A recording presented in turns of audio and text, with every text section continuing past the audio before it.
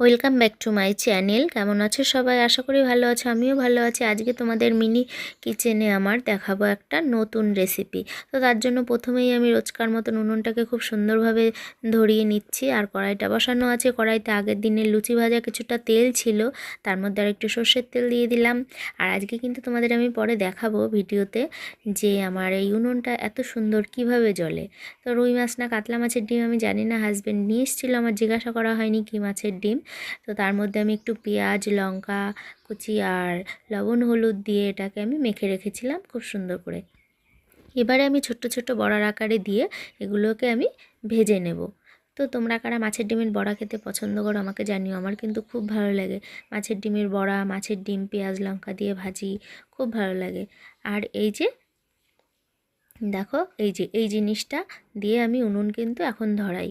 এটা হলো মৌচাক, দেখে নিশ্চয়ই বুঝতে পারছো। আমার পার্লারে একটা বড় মৌচাক হয়েছিল, তো মধুটা পেরে নেওয়া হয়েছে। পেরে নেওয়ার পরে যে চাকটা, খালি চাকটা রয়েছে, সেটাকে আমি জলে ধুয়ে শুকিয়ে রেখেছিলাম রোদে। তো সেইটাই একটু একটু করে ভেঙে দিলে উনুনটা কিন্তু খুব সুন্দরভাবে জ্বলে। খুব একটা কালিও হয় না, ধোঁয়াও হয় না। আর বাইরে একটু হাওয়া ছিল, তাই এই ধোঁয়াগুলো দেখা যাচ্ছে। আর এই দেখো, এরা লাইন দিয়ে বসে রয়েছে, দেখেছো? খাবি?